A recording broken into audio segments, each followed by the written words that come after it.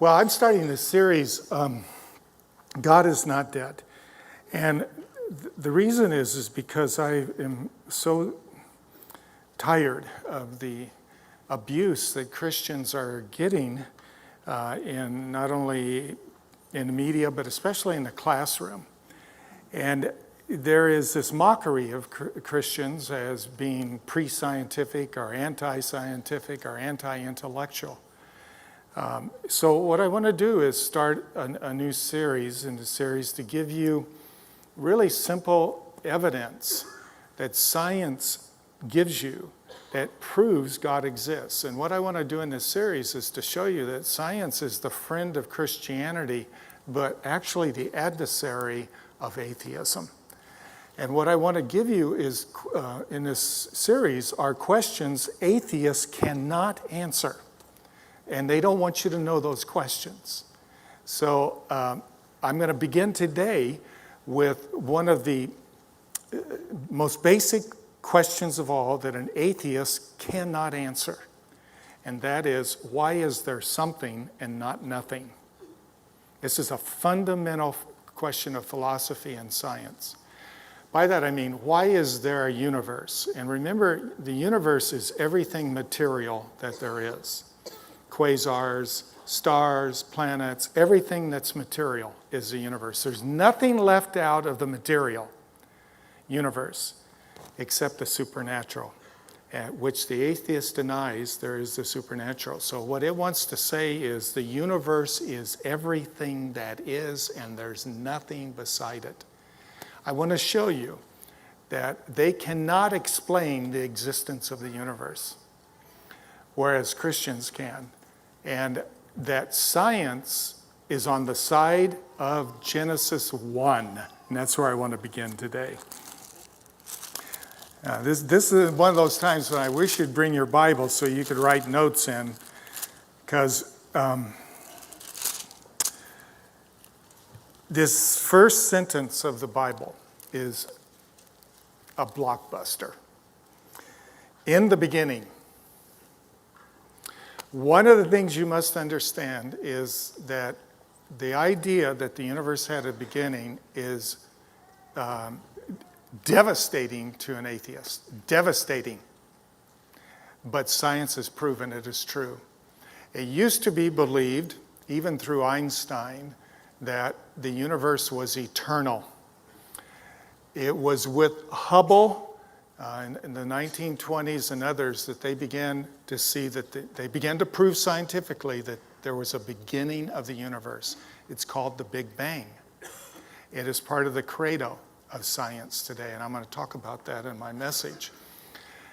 The Bible is the only religious book, or book of religion, that says this. Now, once in a while, if you watch the History Channel, which drives me crazy, they will start telling you that Genesis was really plagiarized from other creation myths of other cultures. And the chief one you'll hear about is the Gilgamesh, the Babylonian Gilgamesh creation story. Now, when I was at Princeton, my professors, unbelievably, were unbelievers. And we really studied the Gilgamesh epic. The Gilgamesh epic says that Marduk, the chief god, goes into battle against Tiamat, the goddess, and slays her and cuts her up with his sword, and then from the parts of her body creates everything that is. Okay? The Egyptian creation myth, Ra, is the God who creates the universe out of spit and semen. This is quite different. There's no connection going on here, okay? So don't believe that. In the beginning, God, this word is incredible. There's several words for God. The one that's used here is Elohim. It's the plural form of a noun. But it's not polytheism that's being taught here. The next word is bara in Hebrew, created. God created. It's the singular form of the verb that's used. So what we're talking about here right off is the Trinity. And in the next sentence, we're going to read about the Spirit of God hovered over the darkness.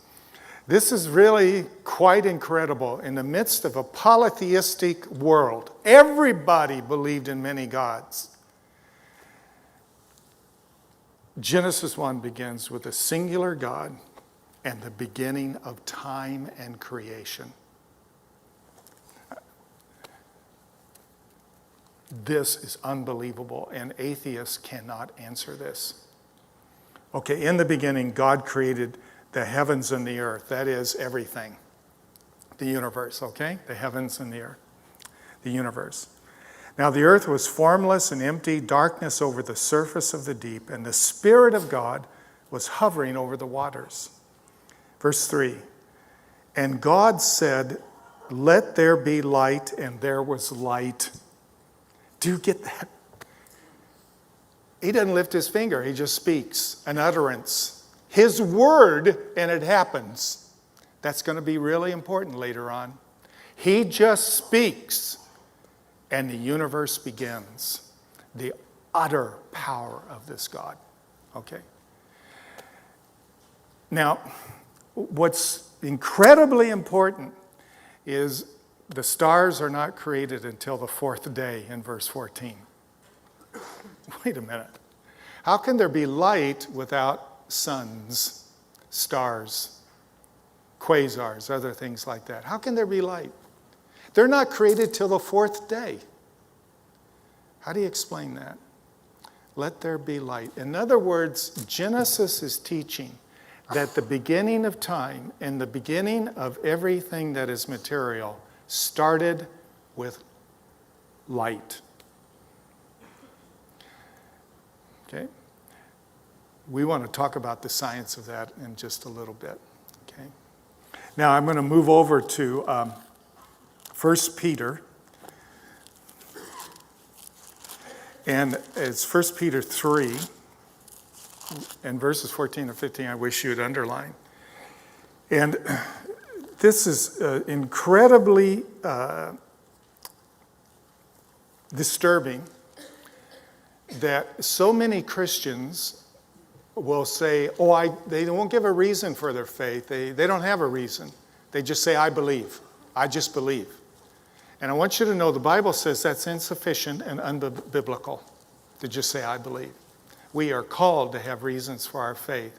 And the reason this is so important to me is that it's unendingly disturbing to me that many Christians are anti-intellectual.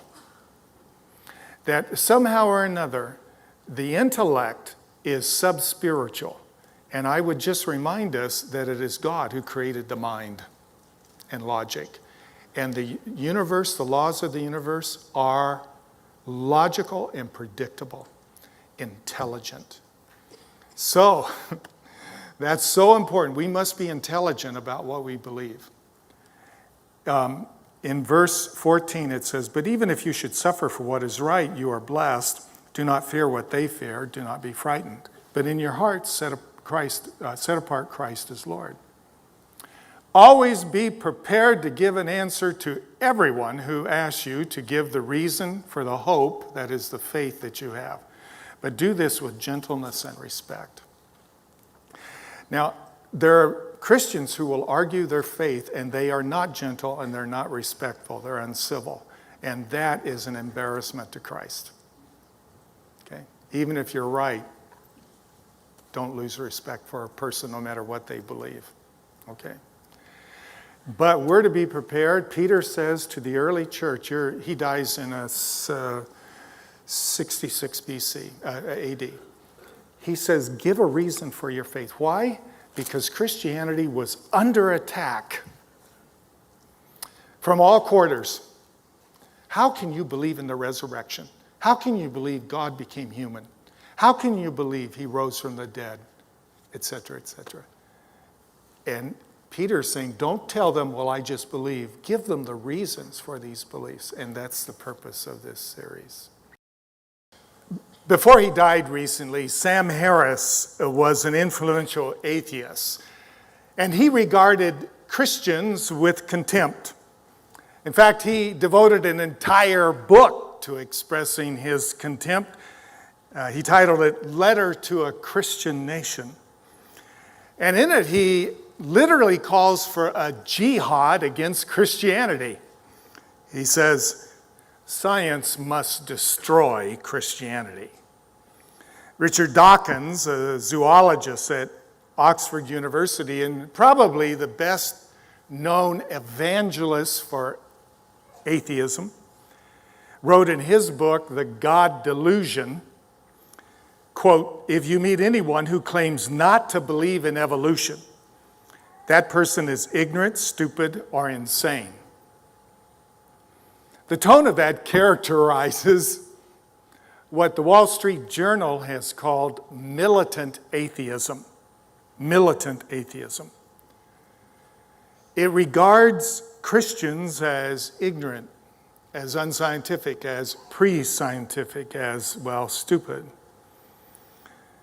Dawkins says, quotation marks, I quote, "There is no scientist worth his salt who believes in God, who believes God exists." Really? Academic degrees are no protection against nonsense. I just simply invite you to Google Christian Scientists, and you will find popping up on your screen an almost endless list of some of the most famous scientists of all time, including the present day, who are believers, Christians, believers in the Bible and in Jesus Christ. Now that's important because the myth out there is that science is contrary to Christianity, that it is the enemy of Christianity, that it contradicts and disproves Christianity. It is a myth, and the proof that it is a myth is on your computer screen when you Google Christian Scientists. Because legions of scientists find no conflict between their discipline and their belief in Christ. So what should you say the next time someone says science disproves Christianity? Say, well, let's go to my computer and Google Christian Scientists. Obviously, all of these scientists do not find science disproving their faith. Or take Alistair McGrath. He's the name you might want to write down and go to Amazon.com and look at his prodigious output in writing. He is a professor of science and religion at Oxford University. I've heard him lecture several times while I've been there on sabbatical. Alistair McGrath has 3 PhDs from Oxford. 3. To say he is brilliant is to state the obvious. He has a PhD in molecular biophysics, which combines all of those disciplines. He has another PhD in theology and another PhD in intellectual history, that is, the history of ideas and thought. He was a committed atheist until science, his discipline of molecular biophysics, converted him to belief in the Bible and Jesus Christ. He has frequently debated Dawkins, the author of The God Delusion at Oxford, until most recently. And now Dawkins refuses to debate him.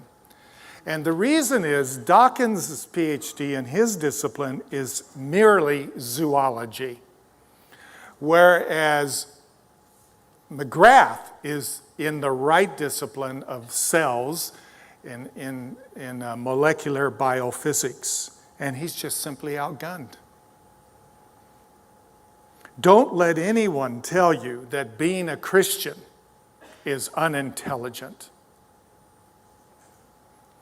I can't bring every book I've read on this issue up to the platform, but One of the very best that I read last week is called Atheism and Its Scientific Pretensions. Copies of it and several other books I recommend are at the resource counter after the service. It's written by David Berlinski. Now, Berlinski is not a household name except among scientists. He is one of the world's most famous mathematicians and scientists.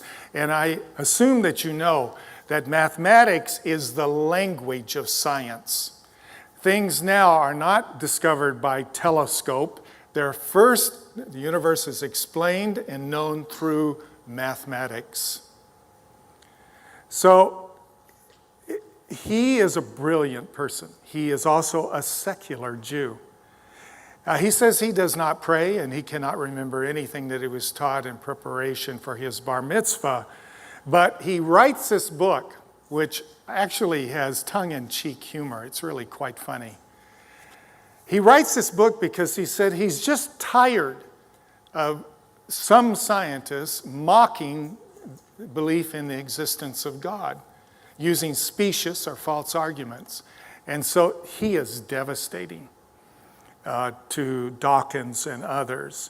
And I recommend this book to you, whether you're a believer or seeker or an atheist. But if you're an atheist, I need to warn you of something C.S. Lewis said after he became a Christian. And he, by the way, became a Christian because Christian professors at Oxford, brilliant men like J.R. Tolkien and others, Dawson and others, got him reading G.K. Chesterton and some other Christian books.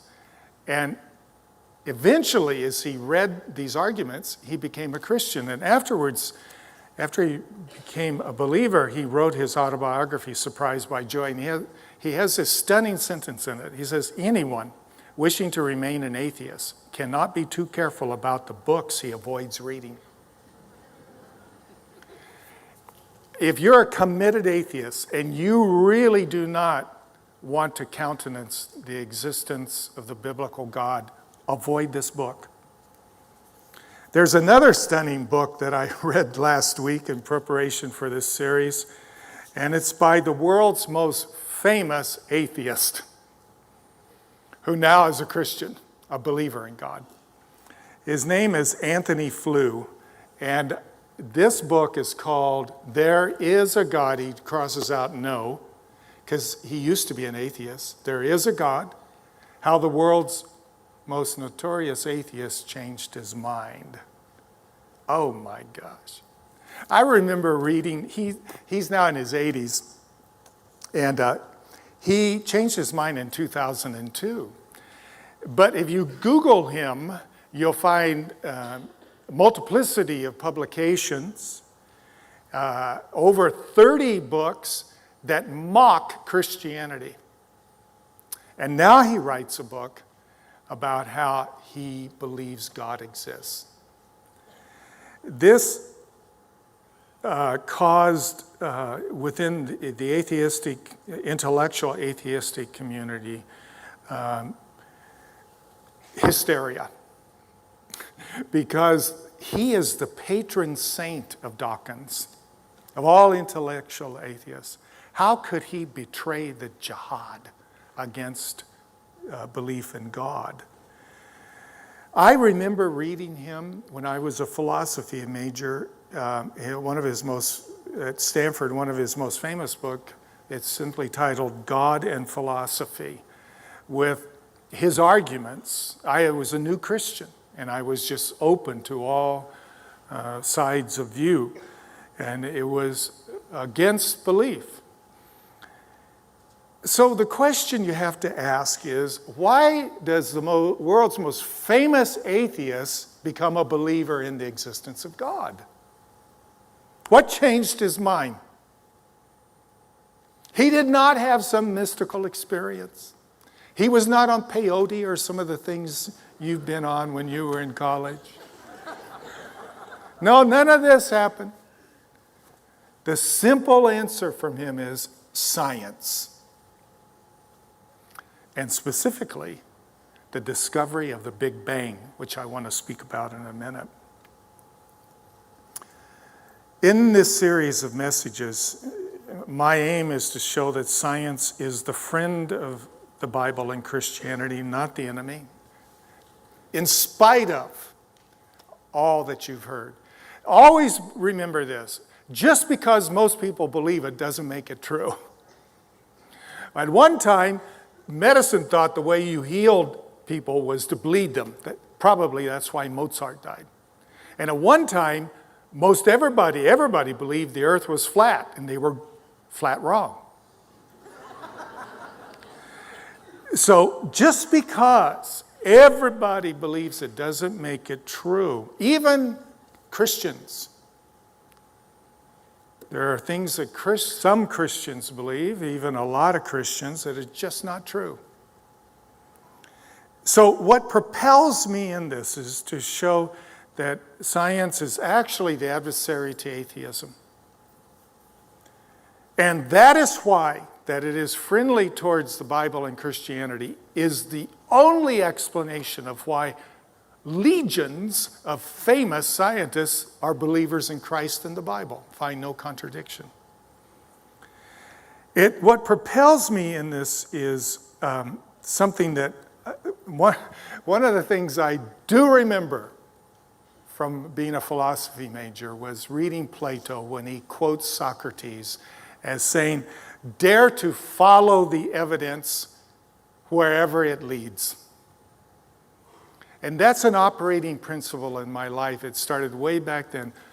Dare to follow the evidence wherever it leads.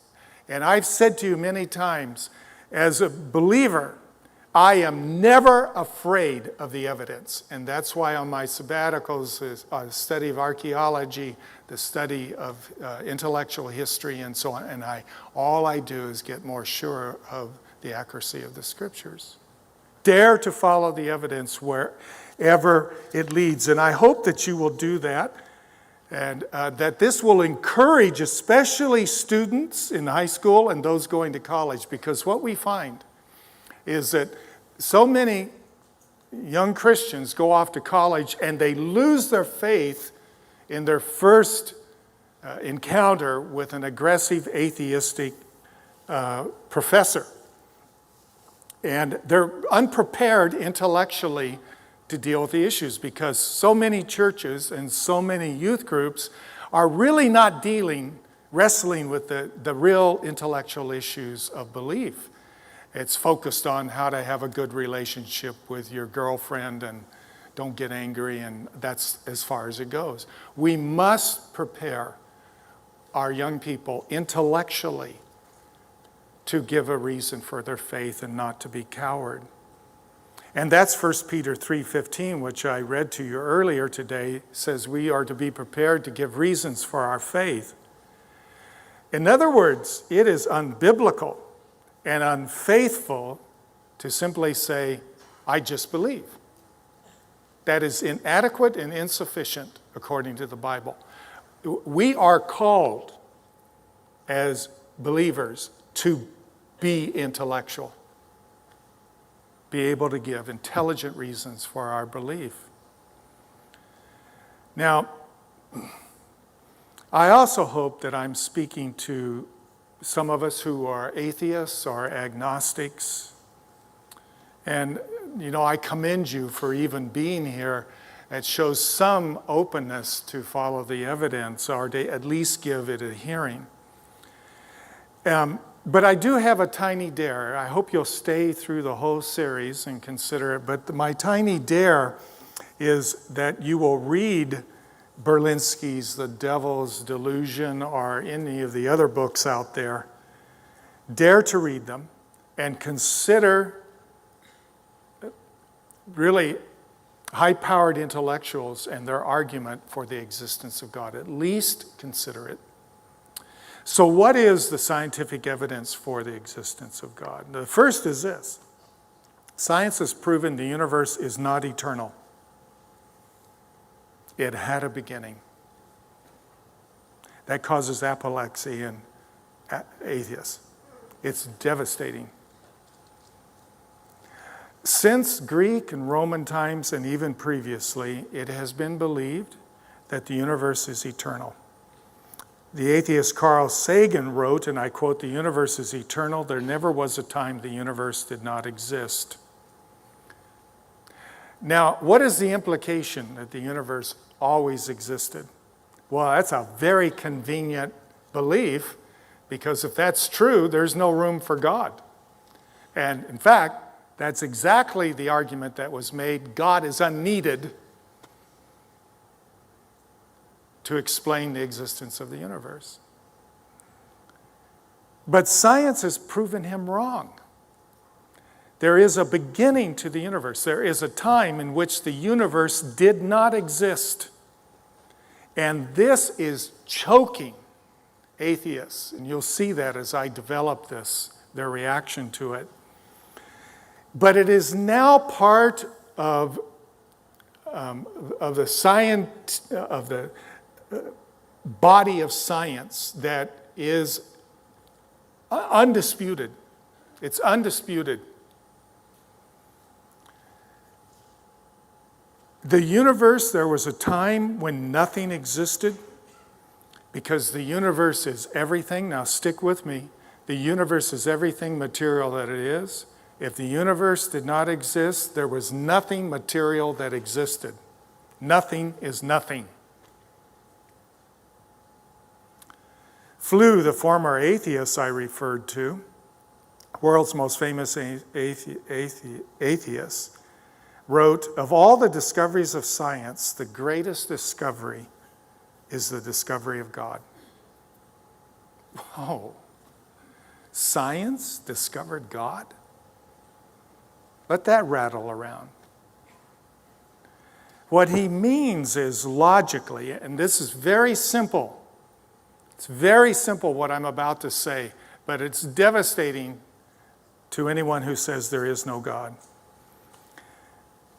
Whatever begins to exist must have a cause, because nothing cannot cause something.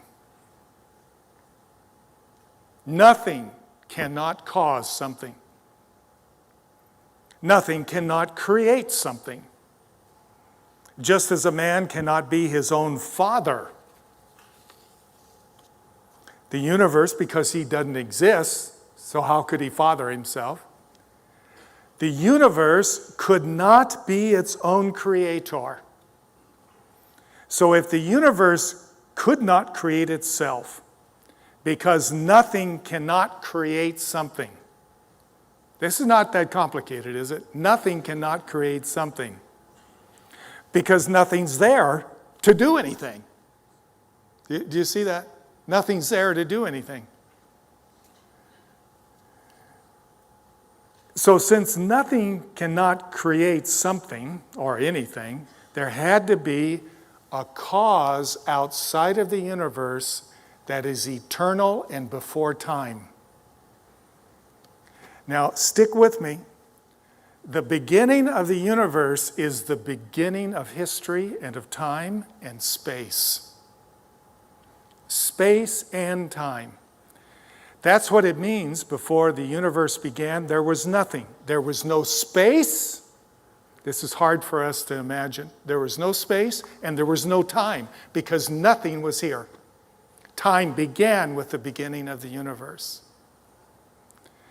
That means that if the universe could not create itself, there had to be something outside of the universe that caused it to come into being. And that something is eternal, because it was before time began. And it is uncreated. It is God. Now, I'll just throw this in for free this morning.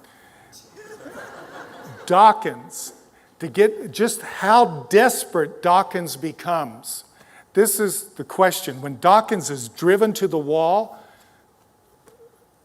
by McGrath and others, Dawkins in debate is actually asked, well, then who created God? Which is nonsense. By its very definition, to be outside of time and pre-time is to be eternal, because you are before time. And God, the Christian God, is uncreated. He is eternal. He is outside and before time. And remember the name that God gave of himself to Moses and later Jesus claimed? Do you remember Moses asked him his name? And what was the answer? I am. I'm eternal. There never was a time I was not, never will be a time I'm not. I am. Right at the core of the claim of God. Well, anyway, nothing cannot create something. There was a time when there was nothing. The universe was not here. And Flew says that's the greatest discovery because it leads to God. Now, the devastating question to ask an atheist professor is simply this: why is there something and not nothing? You need to think about that. Why is there something and not nothing? In other words, why is there the universe? Because the universe cannot explain itself and it can't create itself, so why is it here? Nothing cannot create something, and it sounds very much like the first sentence in the Bible. In the beginning, God created the heavens and the earth. In the beginning, there was a beginning.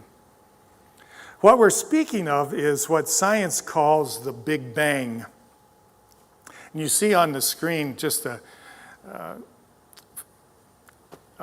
drawing of the beginning of the universe, which was an explosion of light. Everything that exists materially, science now knows as a scientific fact. This is not theory. It began at the Big Bang. All that is matter, all the mass of the universe came into being. And the beginning of space happened at that moment in a millisecond. There was nothing, and bang, the universe began. And at incredible speed, mass was created.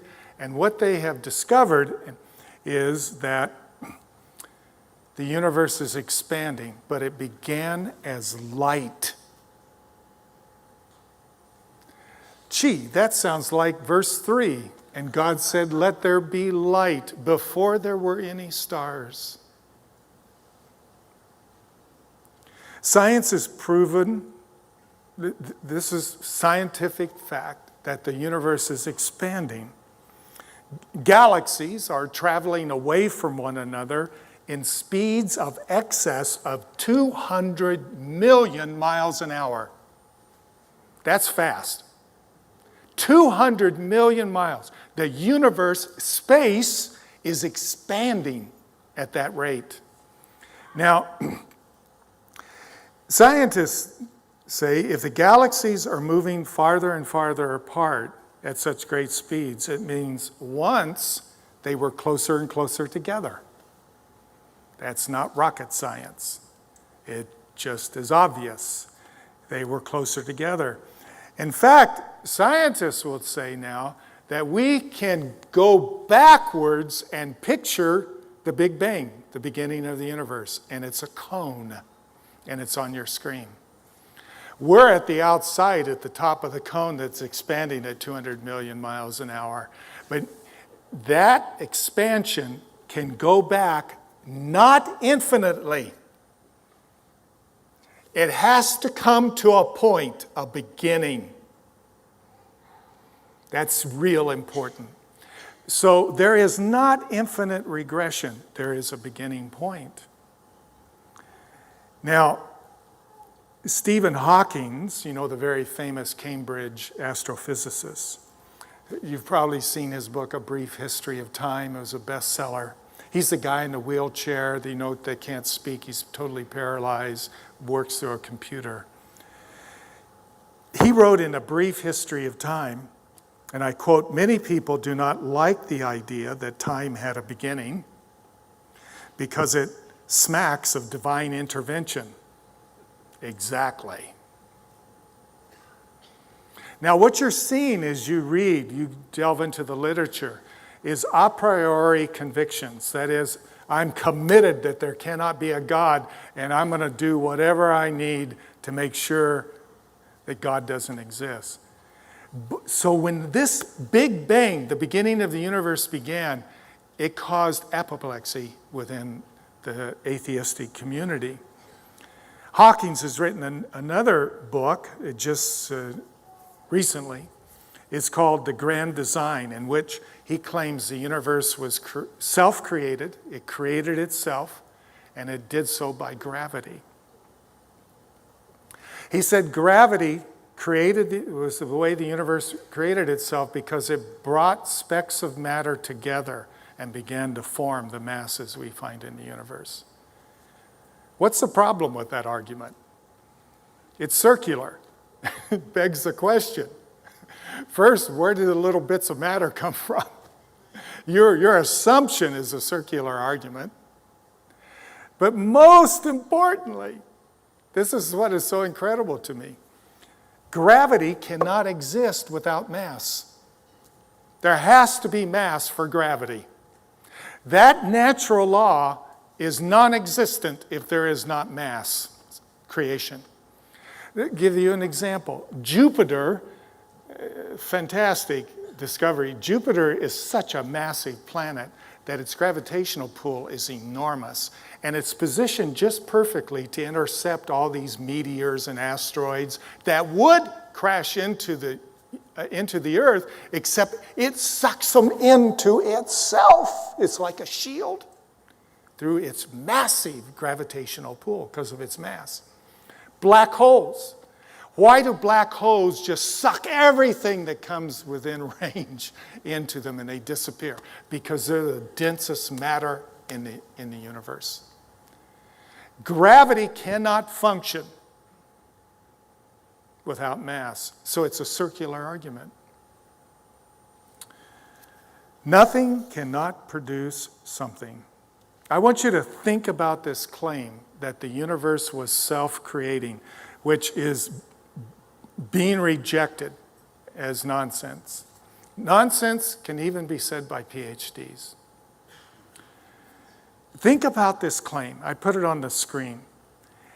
Nothing can create itself to exist since it is nothing and does not exist. Nothing can't do anything. It cannot be causal because nothing is there to cause anything.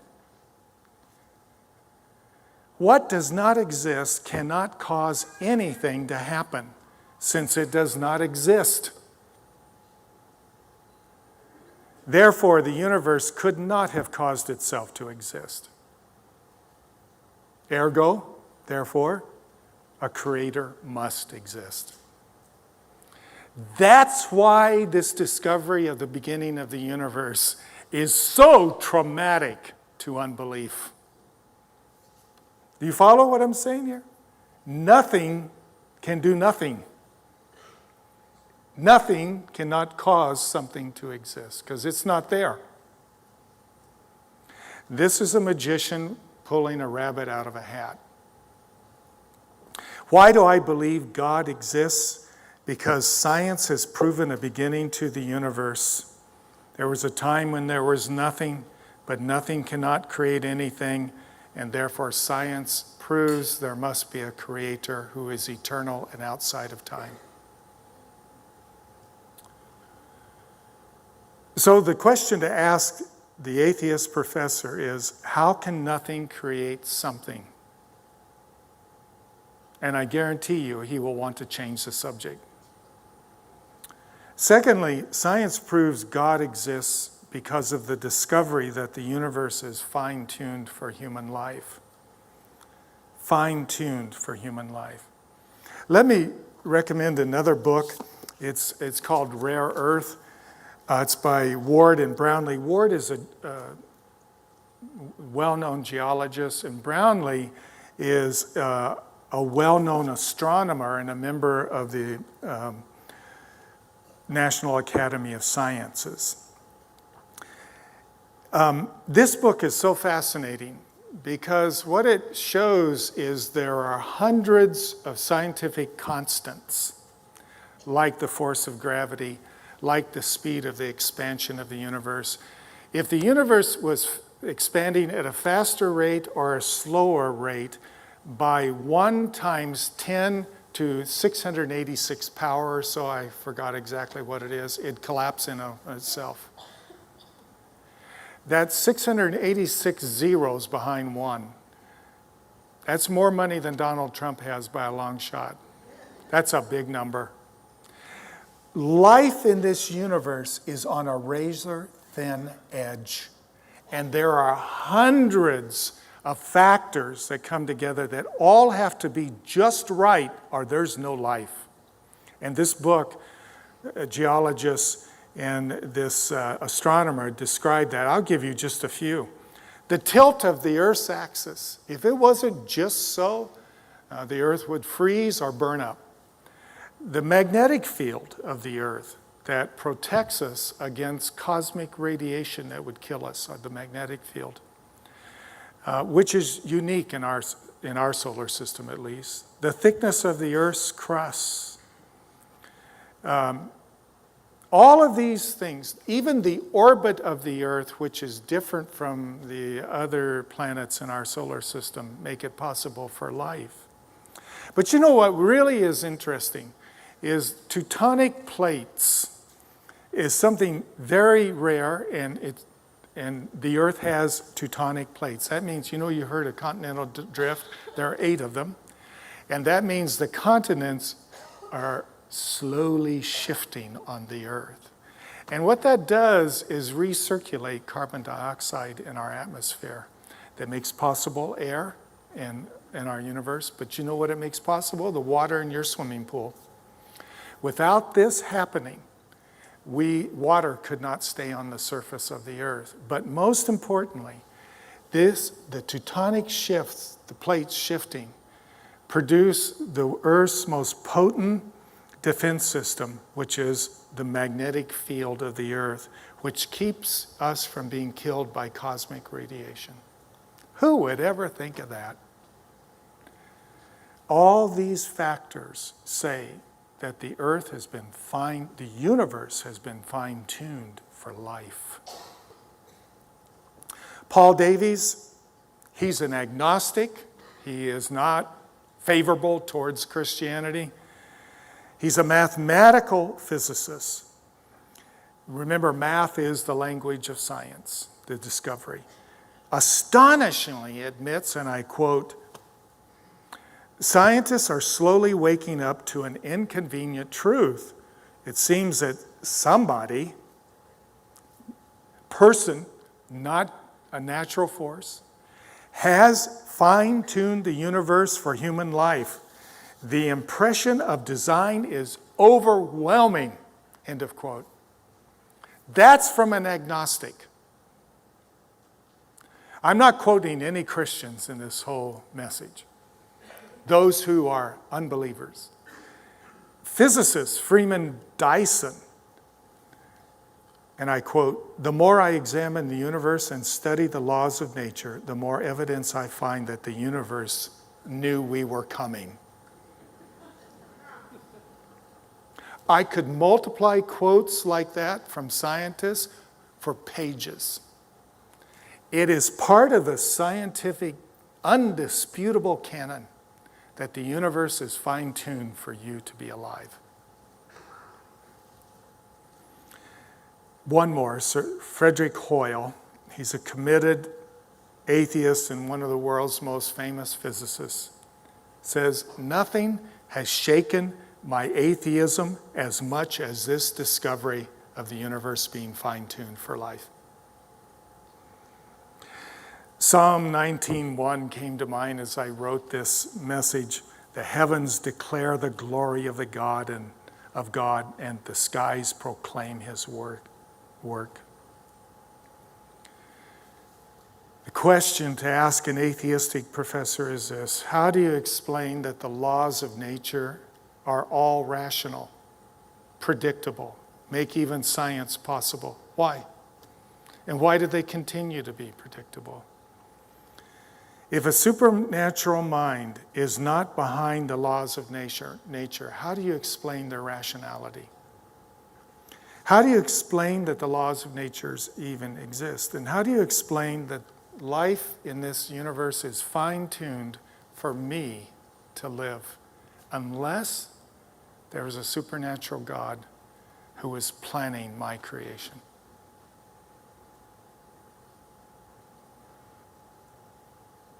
Now,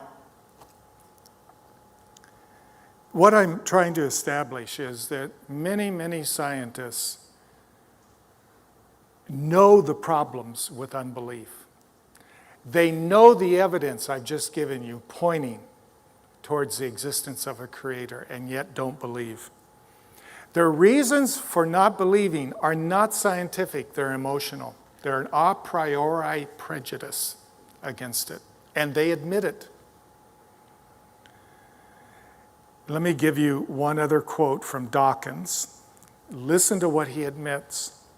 Since we cannot accept a transcendent source of life, that is a creator God, since we cannot accept the existence of God, we choose to believe the impossible, that life arose spontaneously by chance from nothing. What he's making is the argument I just made with you, that nothing cannot create something. He's admitting that. But we choose to believe the impossible. Now, the obvious question that everyone ought to be asking at this point is, why do these very bright scientists refuse to follow the evidence? Why don't they believe in God? Well, let me have them speak for themselves. Aldous Huxley, who was a great champion of Darwinism and evolution, wrote this: "We object to the existence of God because if God existed, he would interfere with our sexual freedom." Sex is my reason for not believing in God. That's ultimately where Huxley comes down. Dawkins says God would prevent us from enjoying our sexual freedom. Not very scientific reasons. You're probably aware that Freud, an atheist, said that belief in God was really merely wish fulfillment, of having a supernatural being who's on our side and would hear our prayers. He doesn't actually exist out there. We just wish he did, and so we invent religion. Comforting. But you know what the truth is? Atheism is the ultimate wish fulfillment. It's a convenient myth. It's wish fulfillment. Now, why do I say that? Simply because if God does not exist, then I'm accountable to no one. And I wish I was accountable to no one. If God does not exist, who takes the place of God? We do. That's a lucky thing. That's a real lucky thing. Because I'm not accountable except to me. There's no longer anyone watching us, and we never have to ever fear being held accountable for our behavior, judgment.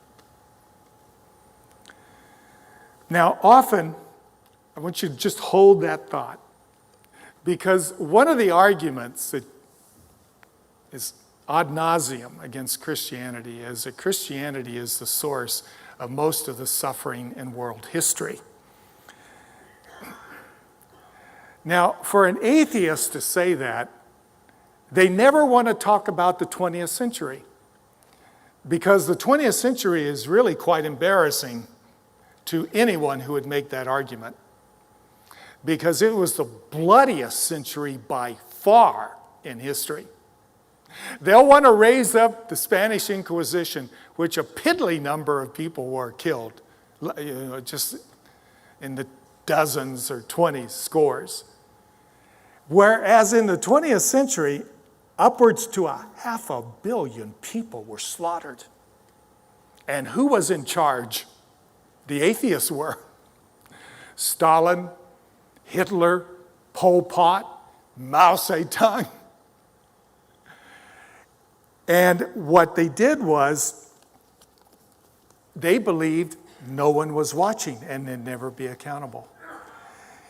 In this book, Berlinski tells a story of in World War II where the Nazis sent out extermination squads to round up Jews, have them dig their own grave and then shoot them. They'd fall in the grave and that'd be it.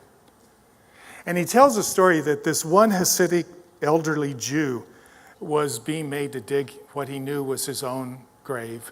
And standing in front of him was an SS Nazi with his machine gun, and he knew that he was going to be his exterminator.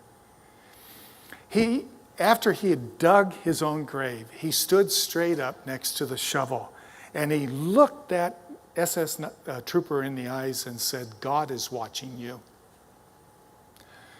And the SS guy shot him dead.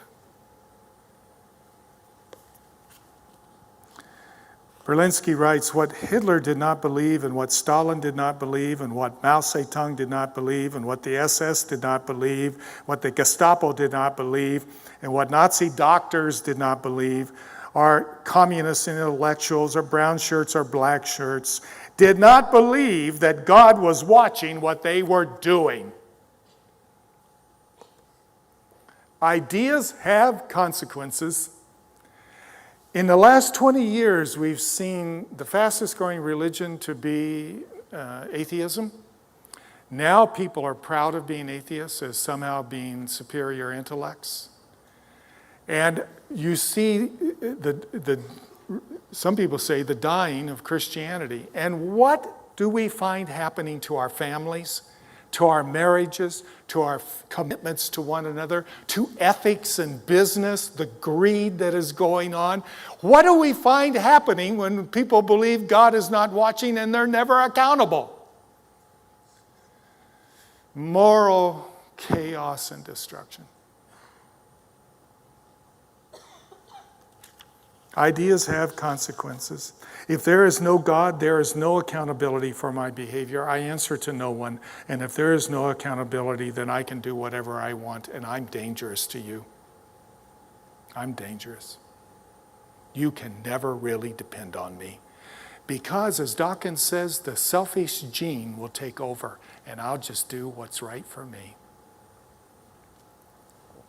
It's simply unarguable that believing God does not exist is convenient. It's a wish fulfillment because it means there's no authority in my life.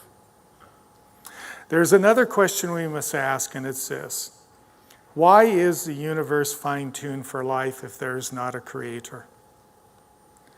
Dawson, Hawking, and the other atheists have no explanation for this at all. They just say it just is. But Christianity says it is because God is love and is generous beyond imagination. Love created the universe. That's what the discovery of a fine-tuned universe teaches me. It leads me there. Creation is the overflow of the love and generosity of Jesus Christ. God does not need worshipers. He doesn't need helpers. It's purely His generous love that anything exists and that it's tuned up for you. The reason God created the universe is simply because He knew He was going to create you and me, and we needed a place to live. We needed a home. Now, I know that may sound simple to a lot of you, but it's where the evidence of a fine-tuned universe for human life leads. And look at how God has created us. You know, the world is so beautiful. Some people even think the Arizona desert's beautiful. I grew up there. I don't think it is, but some people do. And, you know, there's mountains and streams and rivers and color. You know, your dog can't see color. It just sees black and white. God just gave you color eyes. And, you know, your senses, the pleasures that you can enjoy, the smells of roses and the tastes of different foods. This is so wonderful. God did not have to do that. It's just the overflow of His generosity. Remember our scripture this morning. The first sentence of the Bible is in the beginning. God, plural, created the heavens and the earth. Who is this God who created? Well, in John chapter 1, remember how he created? By just speaking a word and light, the Big Bang. Just the word all the way through creation. Well, in John chapter 1, take notice. In the beginning, back to Genesis 1, in the beginning was the Word eternal. And the Word was with God, eternal. And the Word was God, deity. He was with God in the beginning, and through the Word all things were made. He spoke, and there was light. He spoke in different days of creation. And through the Word all things were made. Oh, wait a minute. The Word is not an impersonal force here. The Word is a person, because he was with God. Verse 14 tells us who he was. It says in verse 14, the Word became flesh. Who would that might be? Jesus. The birth of Jesus. The Word became flesh. The Creator God came to earth and became human. The Creator. And made his dwelling with us. This is so incredible. The Creator God became human and dwelt among us, Jesus Christ, to die on the cross to pay the penalty for your sin, that you might be saved and might spend eternity forever with him, and also begin to get cleaned up in your life and to be transformed of self-defeating behaviors. The all-powerful, omnipotent Creator of the universe allowed himself to be crucified on the cross. Love, just the love of God. The Creator crucified is the one I worship. Let that sink in. The only question left, it seems to me, is this. It's not a scientific question, just a personal one. Will you speak up for the Creator who was crucified for you?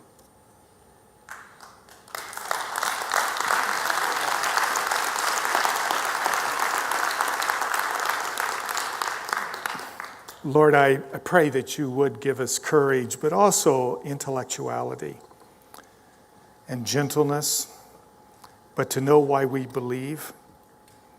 And Lord, not to be intimidated. I pray that this has strengthened some believers here today. And I pray for others who are not believers that they would dare to have the courage to read some of these books and assimilate information, because, well, it's important. Their eternity depends on it.